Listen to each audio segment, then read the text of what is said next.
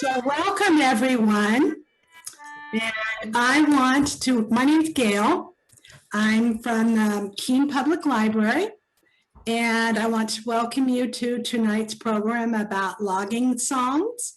And we just got to hear some great music from Jeff Warner, who is our presenter. He does these programs. It's New Hampshire Humanities to Go program, and he did several of these.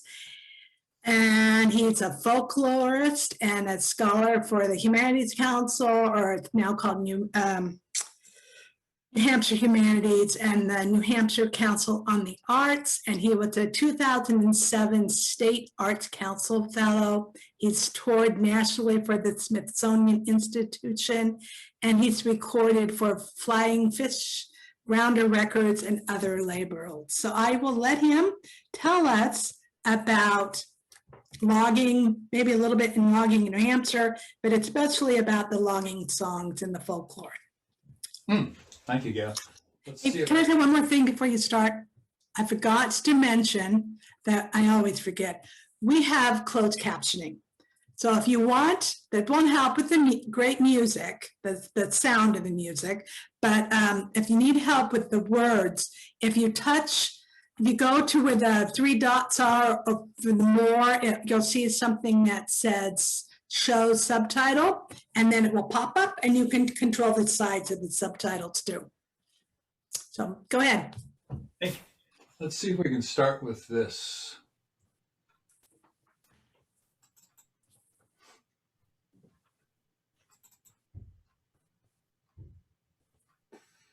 I am a jolly shanty boy, I love to sing and dance. I wonder what my girl would say if she would see my pants. 14 patches on the knees and 16 on the stern. I wear them while I'm in the woods, and home I do return. I'm on my jovial way, and I spend my money free. I have plenty, come and drink lager beer. I am a jovial shanty boy, I love to sing and dance. I wonder what the girls would say if they could see my pants. 15 patches on the front and 16 on the stern. I wear them while I'm in the woods, and home I do return. I'm on my jovial way, and I'll spend my money free. I have plenty, come and drink lager beer with me. I love the girls of the Gatineau, they are so trim and neat. They are so slim around the waist, their kisses are so sweet. There's handsome Jane and Mary Ann and fair young Betsy too. Along with one of the Gatineau girls, I'll roam this country through. I'm on my jovial way, and I'll spend my money free. I have plenty, come and drink lager beer with me. I often go out dancing, I dance all night, you see. Often all the girls, they grow very fond of me. I dance all night till the morning light, I dance until the dawn. Head and tail up like a steer running through the corn. I'm on my jovial way, and I'll spend my money free. I have plenty, come and drink lager beer with me. That was a man named O.J. Abbott. I let you hear him singing in a recording he made in the 1950s, and then I followed up with the rest of the text of his song. He was a logger that lived in Ontario, worked in Ontario, born in London, came over in the 1920s when he was about 20, and worked in the camps. He knew so many great old songs, and we shall hear from him again.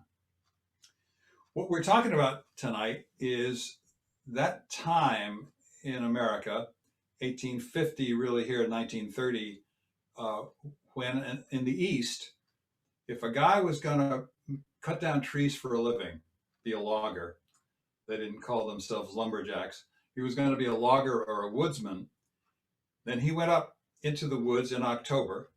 A bunch of guys would go up and clear a little piece of land, and then they would build a house that they called a shanty, having nothing to do with sea music at all, the shack they lived in. And then at the end of October, maybe 30 to 100 guys would sign on, go up into those woods and work from dawn until dusk, as one logger called it, from can until can't, cutting down trees and then putting them on sleds that were drawn over ice by oxen and taking them down to the rivers, maybe frozen over, maybe not, and stacking them there, all there in a procedure called yarding until spring came. And then they push all those logs into the river and try to get them to float nicely down to the mill towns, wherever they will. And that's how they made their money. That job, so onerous, and now so long ago, is what we're going to be singing about and talking about.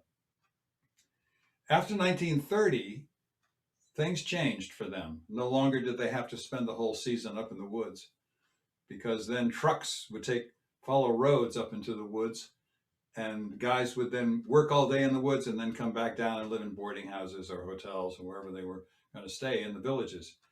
But up until the 30s, all your life, the whole winter long, was spent in this shack or in the woods working with these guys.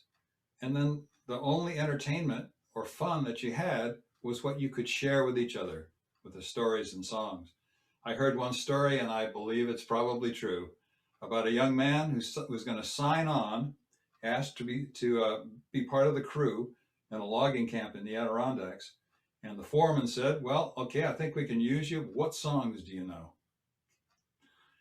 Because it was important. It was important that you could add to the storytelling, or to a dance, or play a tune on some instrument, or sing a song. When they built the shanties, they were just wooden cots all around, stacked up maybe 3 or 4 high, and then what they call a deacon's bench, so people could sit around, and a big wood stove there. I think it's time for a song before we get into any more stories. I've got to, I come to this music, I love it, because my parents were involved. And I think I need to tell you a little bit about that. My father was from the American South, my mother from the Midwest, but they met in New York City. And so I'm a New York City kid. In the 30s, they got married, and they decided as a hobby, they wanted to go find old songs in rural eastern United States where the people had been passing the songs on by oral transmission. I have a picture here. I think you can see it. It's a picture of my mother. Ann Warner was her name. And then Sue Thomas is the woman who's recording for her. And the machine that they're using to record was made by Philco for my parents.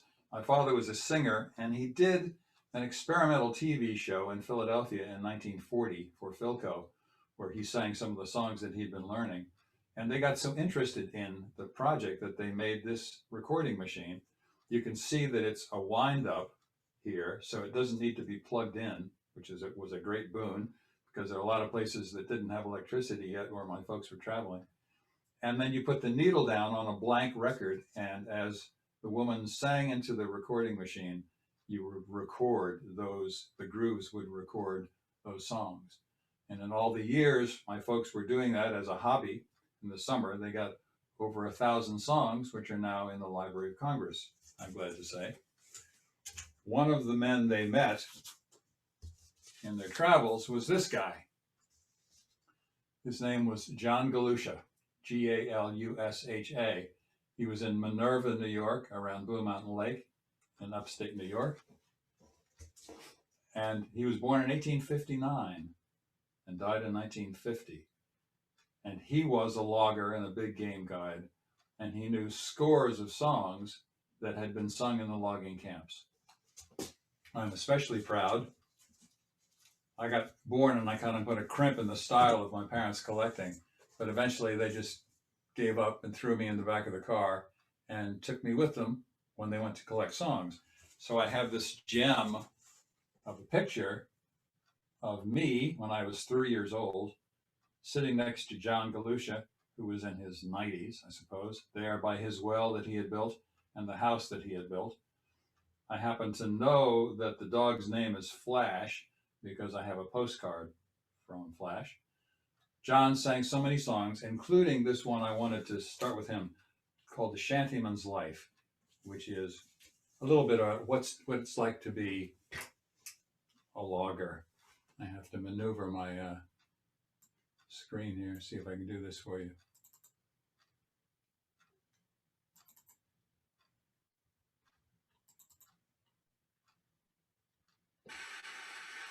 The shanty man leads a dreariest life, though some think it free from care.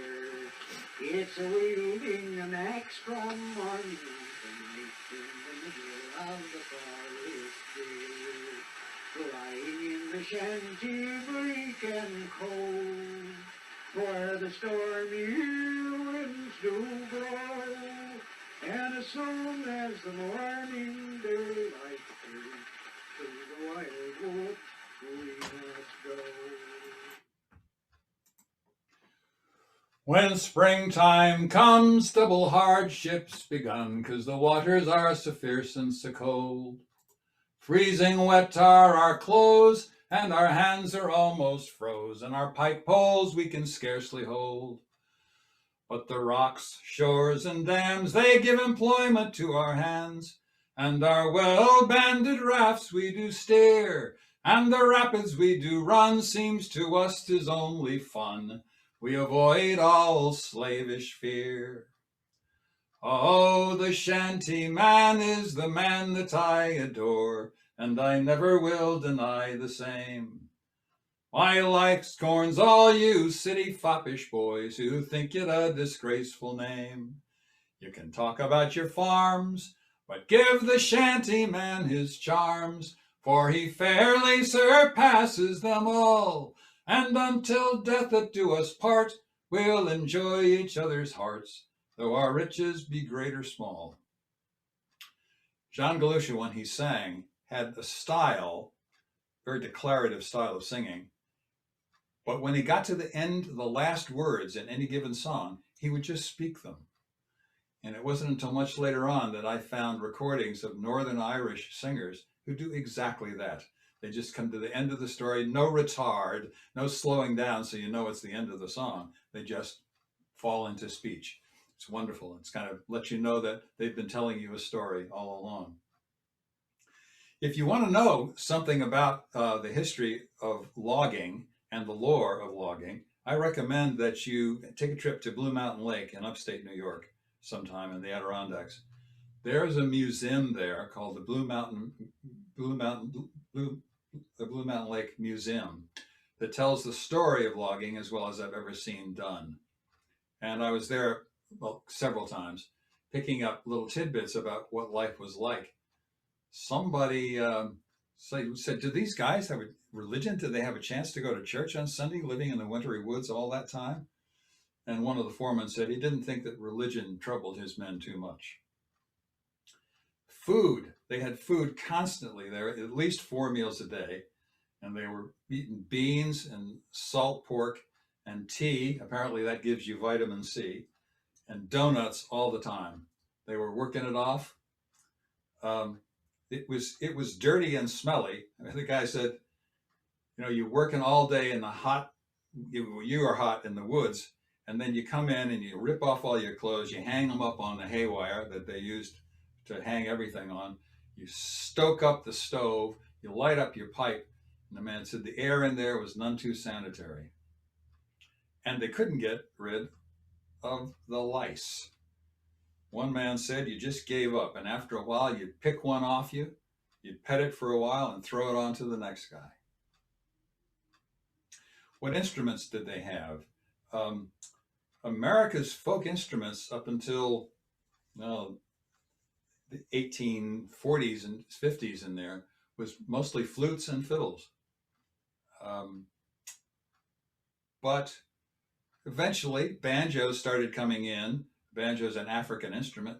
I love to tell the story about the development of the banjo in America and the world, but that's for another topic, another title of the talks. But they had banjos after the minstrel shows became popular in the 1850s, and accordions, some kind of free reed. What I was playing when you were coming in was this instrument known as a concertina. Push a button to get a note. And I was trying to play some Irish tunes to set the mood for John Galutia and the other Irish Americans who worked in the wintry woods. Inside, it's called a free reed. And the reed came from Asia to Europe about 1800. And the place went wild, developing instruments. So all of our harmonicas, our concertinas, and our accordions come out of the experiments that were done with the free reed. What else might they play? Things that I call pocket instruments. I worked a lot with kids in schools, and I was happy to have learned some things that were visual and fun. And I also was interested in what kids might be able to play that didn't cost a lot of money in the 19th century. And these are bones. They're shards of a cow leg put together by a man in South Carolina for me, who taught me to play by holding one bone very tightly and one bone loose. And as you turn your hand over, you can get a click sound in two directions. You speed that up. You try to get an even sound out of it. And once you get the even sound, you can syncopate it as you will.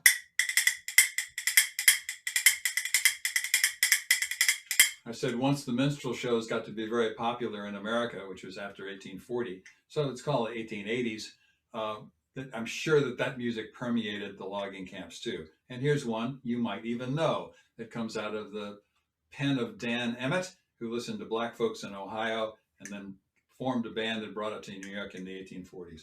Let's see if you know this song. Get out of the way, old Dan Tucker. Get out of the way, old Dan Tucker. Get out of the way, old Dan Tucker. You're too late to get your supper. Old Dan Tucker, come to town. Riding of a billy goat, the leading of a hound, and the hound dog bark, and the billy goat jump, and the throw Dan Tucker straddle of a stump. Get out of the way, old Dan Tucker. Get out of the way, old Dan Tucker. Get out of the way, old Dan Tucker. You're too late to get your supper.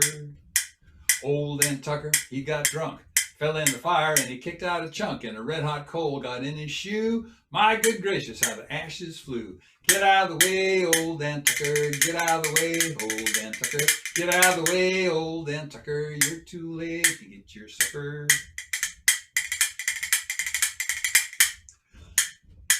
Old Dan Tucker was a good old man, washed his face in a frying pan, combed his hair with a wagon wheel, and died with a toothache in his heel. Get out of the way, old Dan Tucker. Get out of the way, old Dan Tucker. Get out of the way, old Dan Tucker. You're too late to get your supper. Got any questions about the bones? You can ask me when we get through here, or I'm at Jeff, my name, at jeffwarner.com, my website. You can find out a lot about this music and what I do and my calendar. And you can write to me if you want to. Ask me some questions. Let's see if I can get back to Mr. Galutia. I want him to sing a little song about a fight that happened in one of the logging camps. If I can't do this real fast, I'll quit.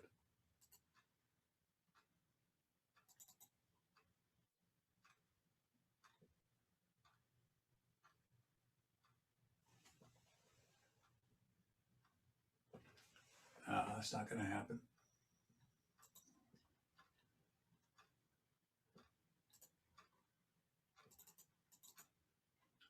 How do I get back full?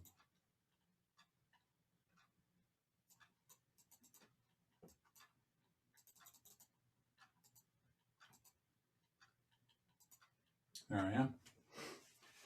So I'll just sing you this little song. I'd love to have John sing it for you first. I'm not facile enough with the sound equipment. It's about a fight that happened at a logging camp. And it's really a wonder to go up to Minerva, New York, where John Galutia is buried, and see all the names that are in the graveyard of the people who are in this song. Come on, you good people, wherever you be, come sit down a while and listen to me. The truth I will tell you without a mistake. about the rackets we had round the Blue Mountain Lake. Derry down, down, down, Derry down. There's the Sullivan brothers and old Jimmy Lou and old Mose Gilbert and Dandy Pat too. A good lot of fellas as ever was seen, and they all worked for Griffin on Township 19. Derry down, down, down, Derry down. That's a very simple chorus, you know. If you want to help me, I'd be delighted. I may not be able to hear you, but I can feel it. Bill Mitchell, you know, he kept our shanty, and as mean a damn man as you ever did see. He'd lay around the shanty from morning till night, and if a man said a word, he was ready to fight. Derry down, down, down, Derry down. One morning 'fore daylight, Jim Louie got mad and knocked hell out of Mitchell, and the boys was all glad. And his wife, she stood there, and the truth I will tell, she was tickled to death to see Mitchell catch hell. Derry down, down, down, Derry down. And now, my good fellows, adieu to you all, for Christmas is a-comin' and I'm a-goin' to Glens Falls. And when I get there, I'll go out on a spree, 'cause you know when I've money, the devil's in me. Derry down, down, down, Derry down.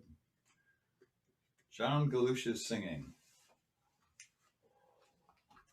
This is another concertina that I have. It's a baritone, so it's a lower sound. And I wanted to do another song that came out of the Ontario logging camps. I should say that the music, there's no separation between the music of Canada and the United States in the logging trade. Those guys worked both sides of the borders. I'm sure there are a whole lot of French songs too, because the French came down from Quebec to work in the American logging camps. I just haven't run across a lot of them. And my French, I could tackle one or two. But this is a song that Jim Doherty was another logger. O.J. Abbott and Jim Doherty and other loggers were collected by a woman named Edith Folk in Canada in the 1950s and 60s. She delivered this and he gave the song.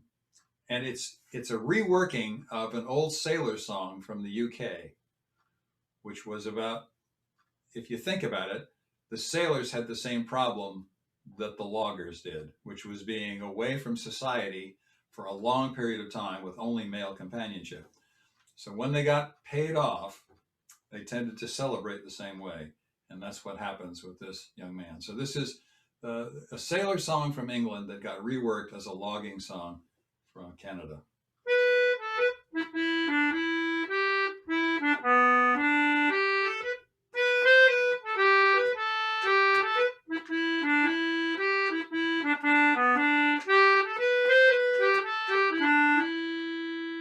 When the shanty boy comes down, in his pockets 50 pounds, he will look around some pretty girl to find, if he finds her not too shy, with a dark and rolling eye, then the shanty boy is well pleased in his mind.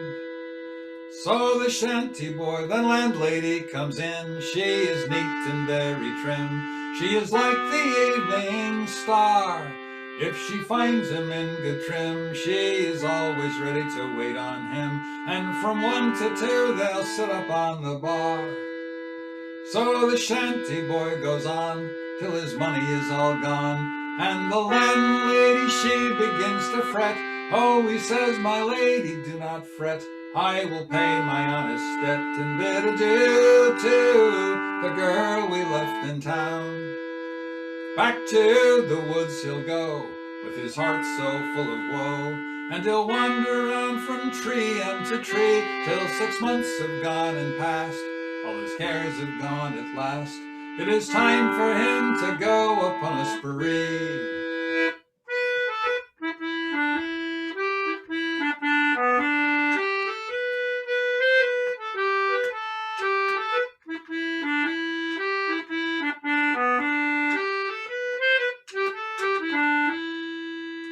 There's a crew that's in command, so the old folks understand, and it's to the dark woods that we must go, with the bottle and the song. We will shove the old canoe long and bid adieu to the girl we left in town. When the shanty boy comes down, in his pockets 50 pounds, he will look around some pretty girl to find, if he finds her not too shy, with a dark and rolling eye, and the shanty boy is well pleased in his mind.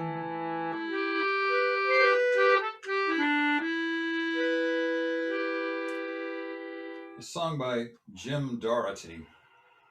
So I was glad that I had a chance to meet John Galutia, the singer from Minerva, New York. There's another logger that I met,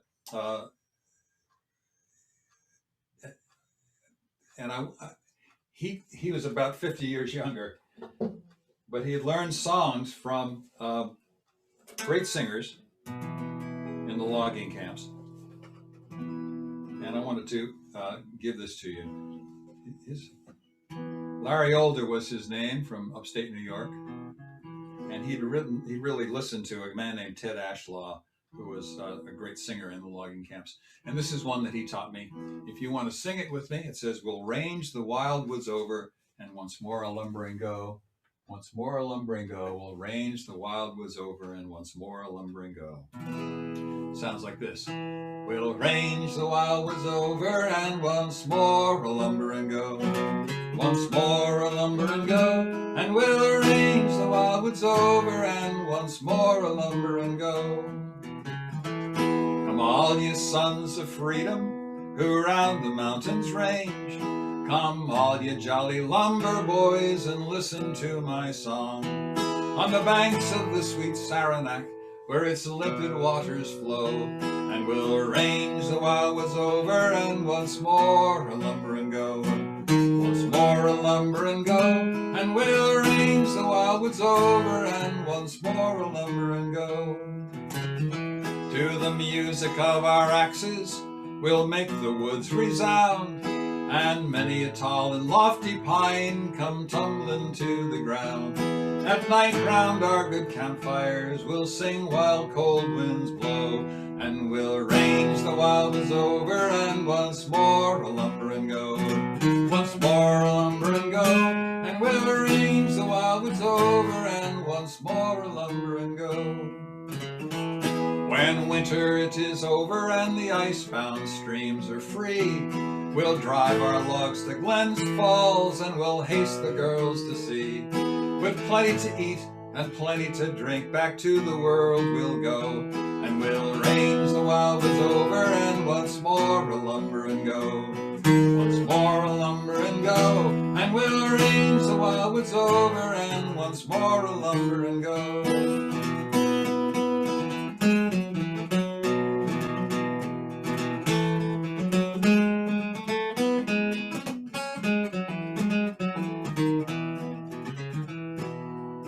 That from Ted Ashlaw. I want to go back to O.J. Abbott, but I'm a New York kid, as I said, but I've been in New Hampshire now, in Portsmouth, for almost a generation. Came here about the turn of the century. And one of the things I noticed right away as I was driving around was a mast road, M-A-S-T, between here in Portsmouth and up in Lee. And I asked people, what's that about? And they said, well, up until before the American Revolution, Portsmouth was like the 11th largest community in the colonies. And we were such an important port. We cut down the trees that provided the masts for the Royal Navy.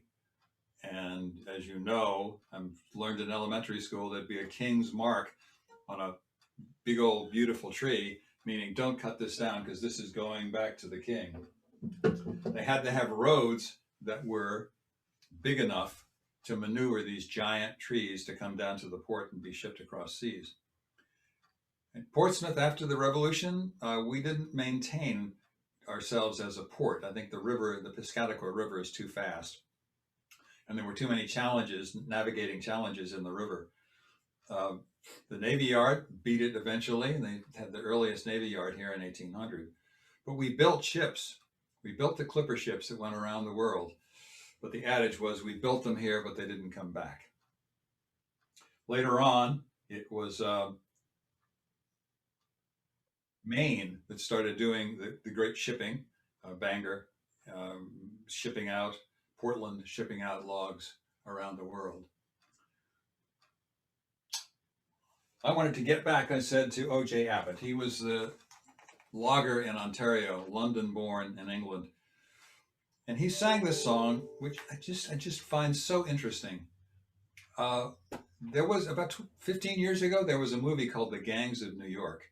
It was about the rise of the Irish in New York City. And there was a scene in the movie where 1860s immigrants are coming in on ships to New York from Ireland, from the famine. And as they got off the ship, they were conscripted into the Union Army to go fight the Confederates. What an amazing feeling, what a horror that was. And yet the Irish were renowned for their fighting ability and what they did to save the Union. This is a song that O.J. Abbott sang to Edith Folk, and it tells that story. It's called By the Hush, or Paddy's Lamentation, about coming, getting conscripted, and having to fight the Confederates.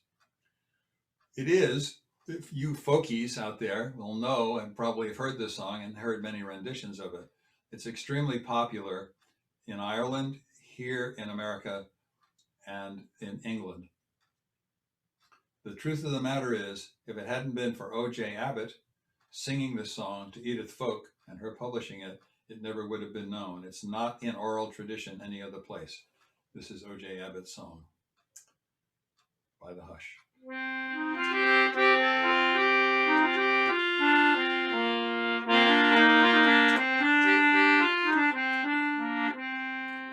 It's by the hush, me boys, I'm sure that's to stop your noise. Listen to poor Paddy's narration, for I was by hunger pressed and by poverty distressed, and I took a thought to leave the Irish nation. I sold me horse and plough, my little pigs and cow, my little plot of land I soon departed, and my sweetheart Biddy McGee I fear I'll never see. For I left her there that morning broken-hearted. Oh, you boys, do take my advice. To America I'd have you not be going. For there's nothing here but war, where the thunder and cannons roar. And I wish I was back home in dear old Ireland. Me and 100 more for America sailed o'er, our fortunes to be making, we were thinking. When we landed in Yankee land, put a rifle in our hands, saying, Paddy, you must go and fight for Lincoln. General Maher to us said, if you get shot or lose a leg, every mother's son of you will get a pension. In the war I lost me leg, all I've got is this wooden peg, and my soul it is the truth to you I'll mention.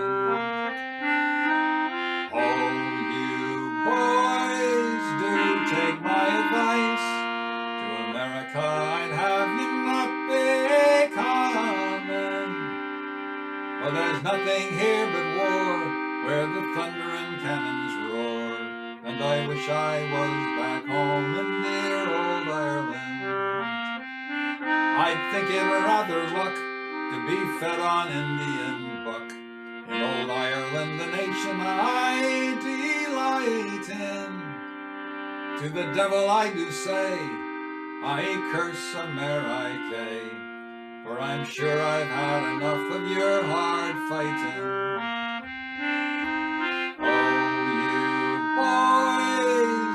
Take my advice, to America I'd have you not be coming. There's nothing here but war, where the thunder and cannons roar, and I wish I was back home in dear old Ireland.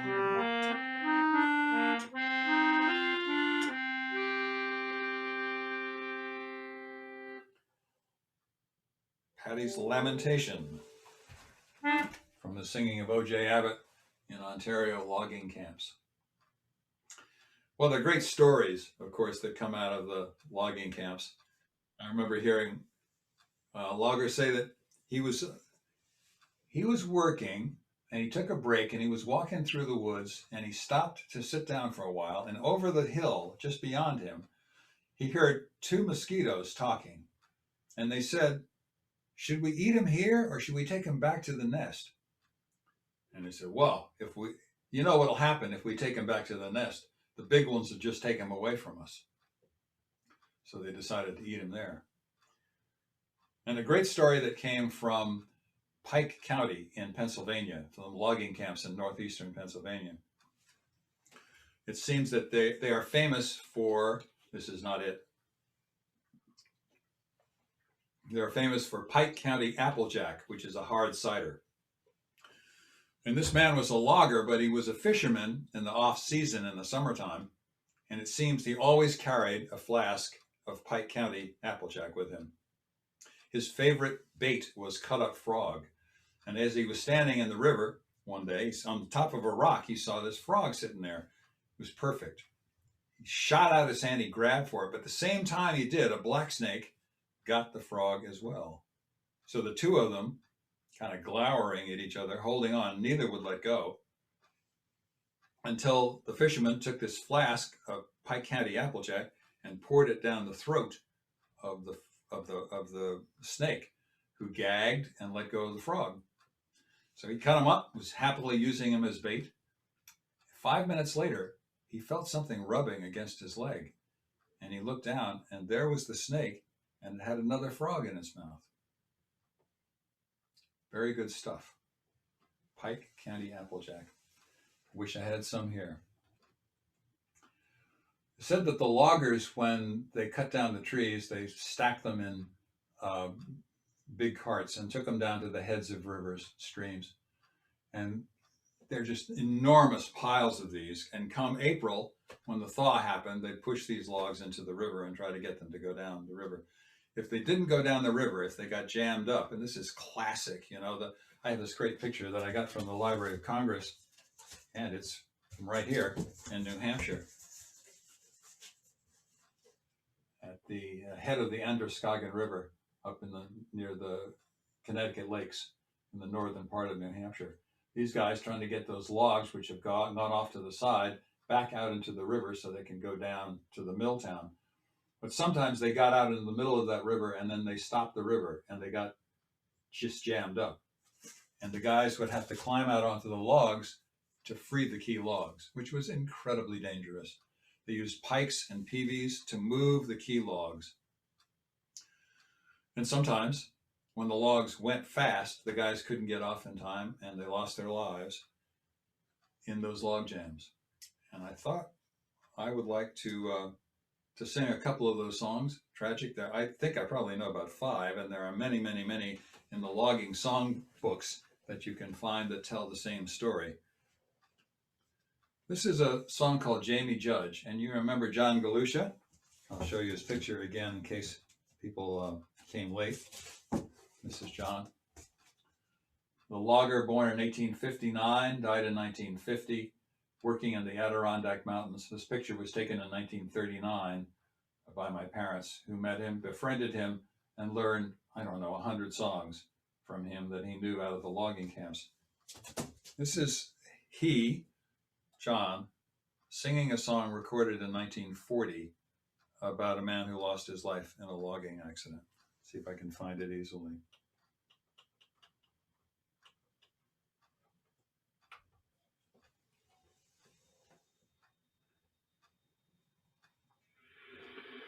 Come all ye on down to the heroes who ride the restless sea.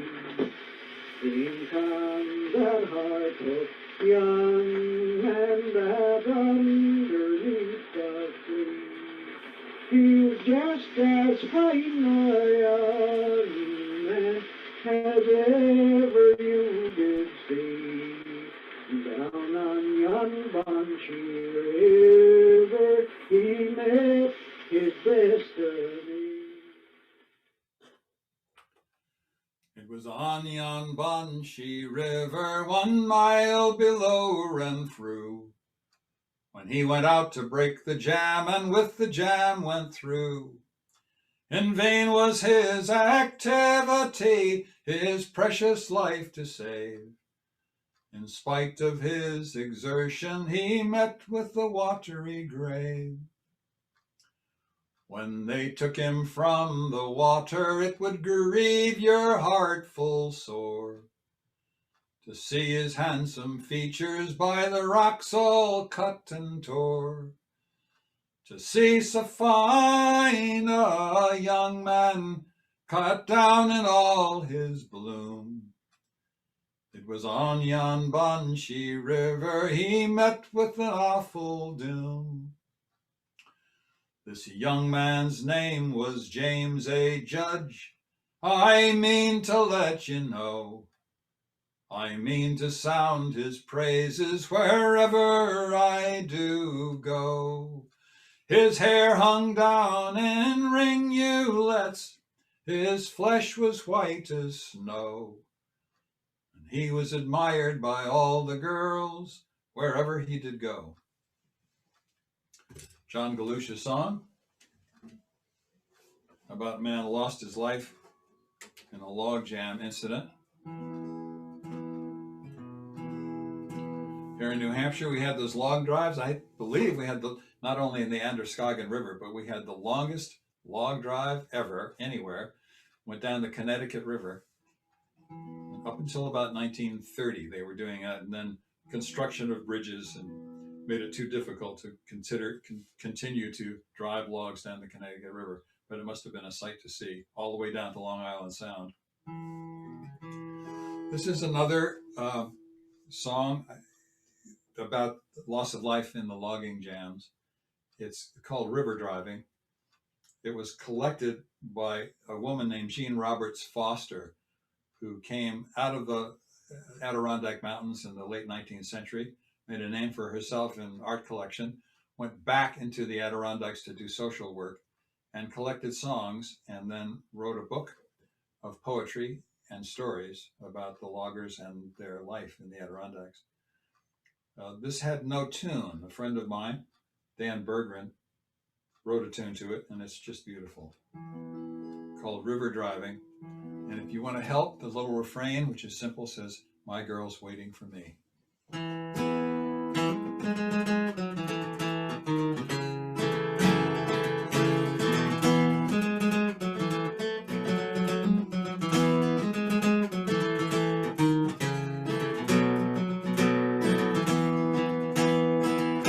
Driving on the second dog, sleeping on them frozen bogs, slipping in the frozen bog. My girl's waiting for me. Hard-boiled eggs 3 times a day. Wet as beavers we hit the hay. Not much sleep but great good pay. My girl's waiting for me. Big French Joe and I went out to break the jam when the logs gave out. Renegade, he gave a shout. My girl's waiting for me. Big French Joe, the logs drowned him, and he had no chance for to fight nor swim. When the logs drove up to the river's brim, my girl's waiting for me. His girl comes to me and cries, if he's dead, then I shall die. Ma petite, he used to sigh. My girl's waiting for me. We will find him down below, around the bend where the water is slow, floating with his pike in tow. My girl's waiting for me. Ma petite will wring her hands as we scrape away at the yellow sand and bury him by the river strand. My girl's waiting for me. Ma Petite will bring her hand. One more night and one more day, and the logs will reach the river bay, and we'll skin off these togs, and I will say, my girl's waiting for me.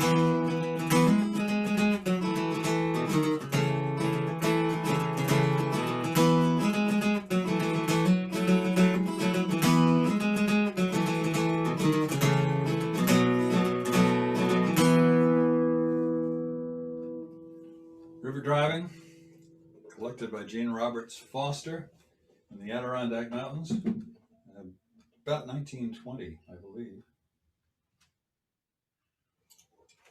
But we should do something on banjo. As I say, the banjo is such an important part of the evolution of American music.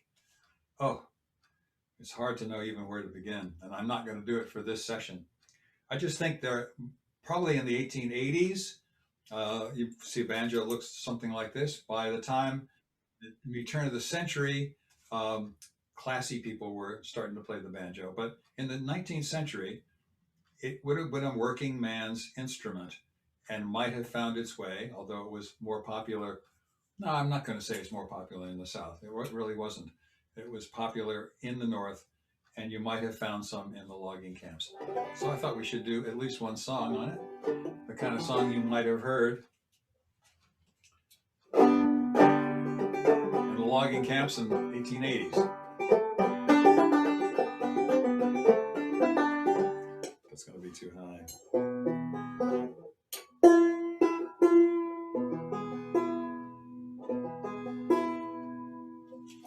Buffalo gals, won't you come out tonight? Come out tonight, come out tonight. Buffalo gals, won't you come out tonight and dance by the light of the moon? I've had people say to me, what is a buffalo gal anyway? Well, it's some strange hybrid. The song, which actually goes back to, called Lovely Fan, goes back to the 1850s. And minstrel troops would sing this all over as they traveled, and they would pick a town to say, those girls come out tonight. So it could be Providence, it could be New York, it could be Boston. And somehow Buffalo stuck with it, and it became Buffalo Gals. I was walking down the street, down the street, down the street. Pretty little girl I chanced to meet, and she was fair to see. Buffalo gals, won't you come out tonight? Come out tonight, come out tonight. Buffalo gals, won't you come out tonight and dance by the light of the moon.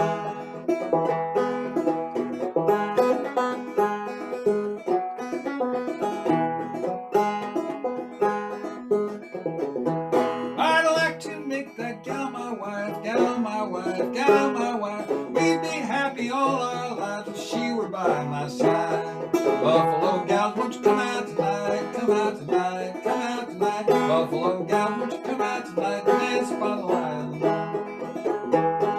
I got a gal, she's long and tall, sleeps in the kitchen with her feet in the hall. She's good looking and that's not all. Tell me, won't you come out tonight? Buffalo gals, won't you come out tonight? Come out tonight, come out tonight. Buffalo gals, won't you come out tonight and dance by the light of the moon.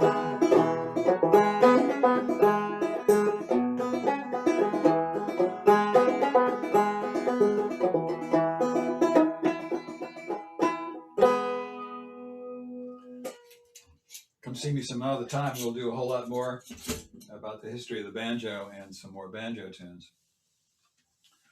Let's see. I feel I really got to do this. It's such a strange song.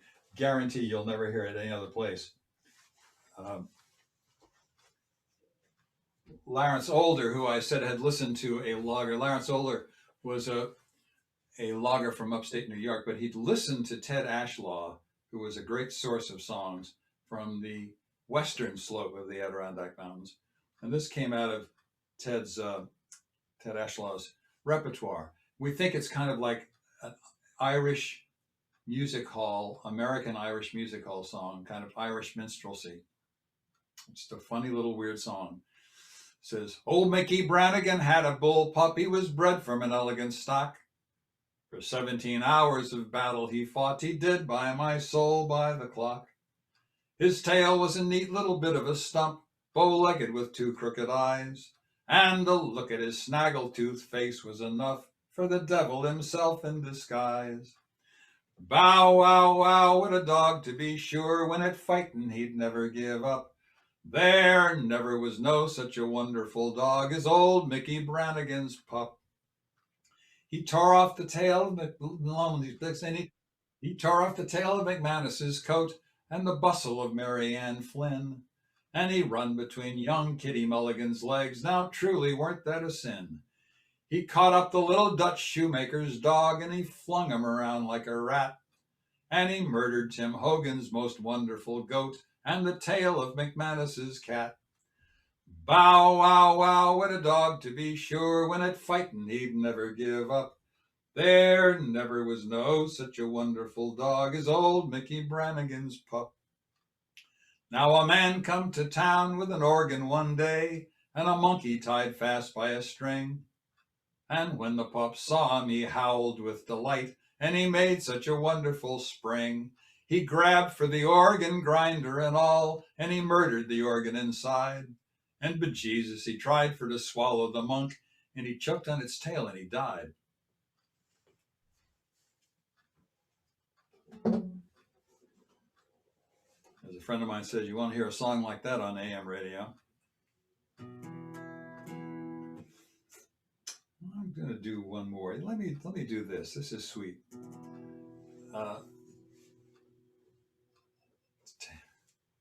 Larry Older also sang this beautiful song, which some people say is a part of the Froggy Went a Courtin' series of songs.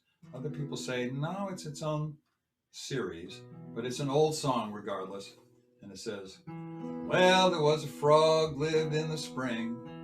King Kong Kitty, won't you Kymeo? And he had such a cold he could not sing. King Kong Kitty, won't you Kymeo?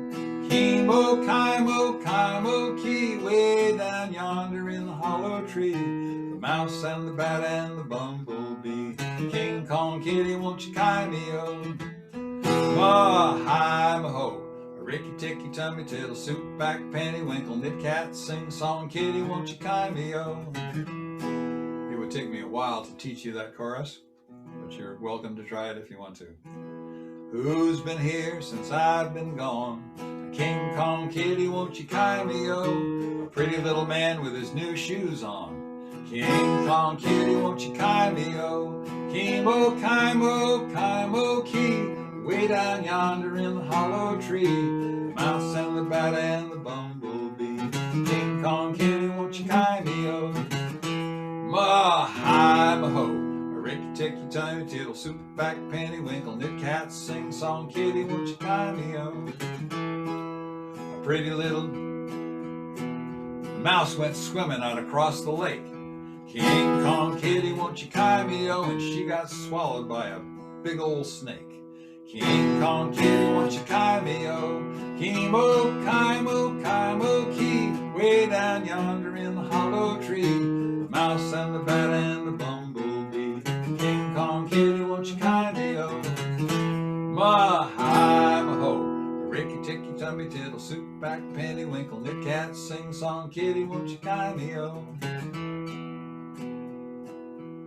I got a chance to go up to various libraries in the North Country of upstate New York and do some research on these logging songs. And I found in an 1880 newspaper this epitaph, clearly written by the woman for whom it was written long before her demise. But she had been a cook in a logging camp, and it was the publication was in the Blue Mountain Lake newspaper, so probably in that area. She'd been a cook in a camp in probably the 1880s. That's when the newspaper article was from. And this was her epitaph. It said, "Here lies a woman who always was tired, who lived in a house where help was not hired. In her last days on earth, she said, friends, I'm a-going where cooking ain't done, nor washing, nor sewing. And everything's always just to my wishes. And 'cause they don't eat, There's no doing dishes. Don't weep for me now. Don't weep for me never. Because I'm doing nothing forever and ever. When I find something like that, indeed, through these old songs, it feels like a direct connection to me to people gone on in a century long ago. And I love that connection between now and our 21st century life, strange as it has been this past year and a half, our 21st century life, and people who lived 150 years ago or 200 years ago and had real feelings and real thoughts. So that, Gail, is some of the songs and thoughts that I had about the logging industry and the great wealth of songs that came out of it. If we've got any thoughts from the audience or people that want to make comment, now would be the time to do it. Yeah, you could either put a question in the chat or you can unmute yourself and ask. But what I'm going to do is put in the chat a link to a survey that the Humanities Council would appreciate if you filled out and submit back in. I'll also send that out tomorrow to everyone too, but you could just fill it out online if you want. As I often tell people, be careful when you're filling out that form about the program, because I make out one on you too. Mm-hmm. So it was great. Thank you so much. Does anybody have any questions? I know I'm rather complete. Somebody put in the chat that, or a comment, I guess. I have some old reels of audio recordings from her grandfather. Is there a way to transfer them to digital? Do you have any recommendations? Definitely it is possible to do, but you're going to have to talk to a techie. I don't know how to do that. I think there's a machine that'll go reel to digital, but I don't have one. We have, I don't know what it is. You can call the library. I have some new equipment that we will be making available, but I don't know whether it has old reel to reel. So you could check. Do you know anything about when you were in your collecting or when you're in your research, do you know anything about the logging in the Monadnock area? Like Bells Falls, Vermont, and No, that was also very big. yes, I believe. I'm sure it was, but I don't know anything specific about it. There's it's a random. There's a woman that was a great informant of my parents who was living in that area, 1870 to 1945, who knew all kinds of songs of that area. And she, in fact, had come out of a logging family, but in the Adirondacks. There's no direct connection. I've not heard any logging songs from there. They tend to be up north in the wilder country.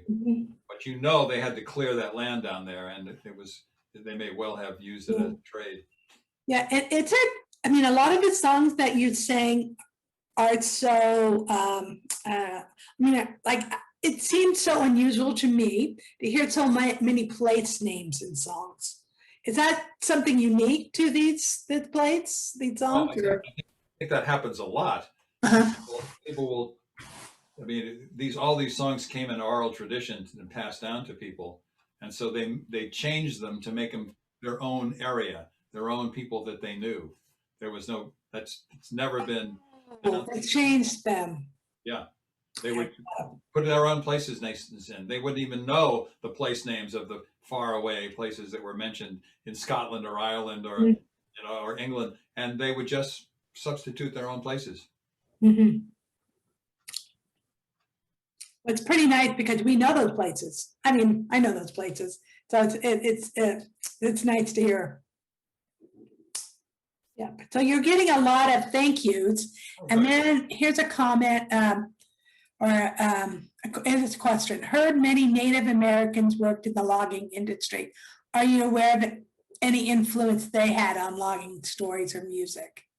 No, and what few books I've read, there are 2 or 3 about logging in New Hampshire that I've had a chance to read. I have not heard anything about the Native American influence on it. You know there were, and like the French is incalculable, the number of stories and songs that have been added to from the French. I just don't know them. So if you find out anything, let me know. I'd love to know about that Native American influence. And here's a off-topic question that you might know the answer to. Do you know if there will be a Portsmouth Maritime Festival this year?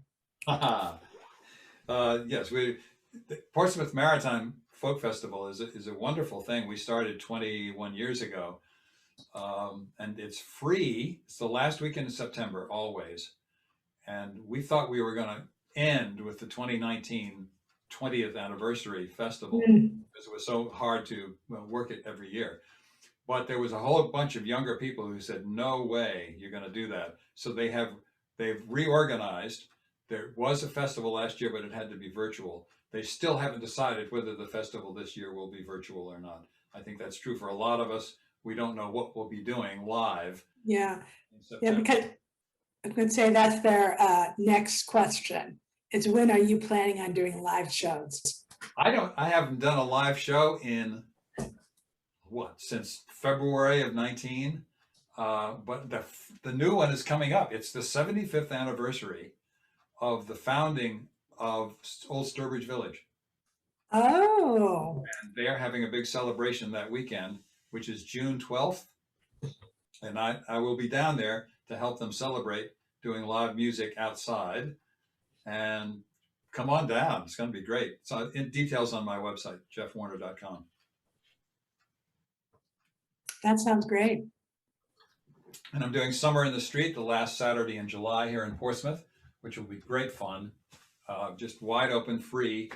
They closed the downtown area of Portsmouth, and we just set up sound and have a great stage there, and everybody can come and dance in the street and sing songs with us. When is that? The last Saturday in July, 31st, I think. That sounds right. All right, everybody, I got lots of thank yous on the chat. Everybody enjoyed it quite a bit. And so your other show, I know you said you must do a show about the banjo. Do you do other ones for the Humanities Council? Yes, I have done. There's one I call Banjos, Bones, and Ballads, which is an overview of traditional music with maybe a little slant towards New England because that's where I'm from and I love the Northeast music. I do one called Songs of Old New Hampshire, which uses as a center that woman from Jaffrey, who was in the Monadnock region, who knew old songs and was a great informant of my parents. And I do this one. And I do also one called Music in My Pockets, which is a look at children's songs and games and music that they have passed on and lore and stories that aimed at kids. It was disconcerting the first 4 or 5 times I did that show for kids, and I'd still get older people coming to that as they do for New Hampshire Humanities. I was disconcerted for a while until I realized that all these people have kid lore in their past too. A share fest. Right. So there was a question about whether this is being recorded, and it is. And Jeff's given us permission to share that. And I'll do that. It will take us, I mean, we don't have to do much fixing of this, but we do a little bit of the Zoom recording. So probably next week, I'll share it with you. I would also say, if you'd like it, I will be doing this show, a little longer show, and I'll be doing it for the Brattleboro, Vermont Music Center on Zoom this coming Saturday night. Oh, great. If you want to do that, it's free. And details for that are on my website, jeffwarner.com. And then just click on what I'm performances and you'll see what I'm doing. I'll see you Saturday night or back on YouTube through the library here. Yeah. Well, thank you so much. And we'll get you sometime to come to our library in person at some point. I'd love to do that. Yeah. Thank you. Thank you, everybody, for joining us. And you'll hear from me soon. Bye. We'll range the wild woods over and once more a lumber and go. Once more a lumber and go. And we'll range the wild woods over and once more a lumber and go.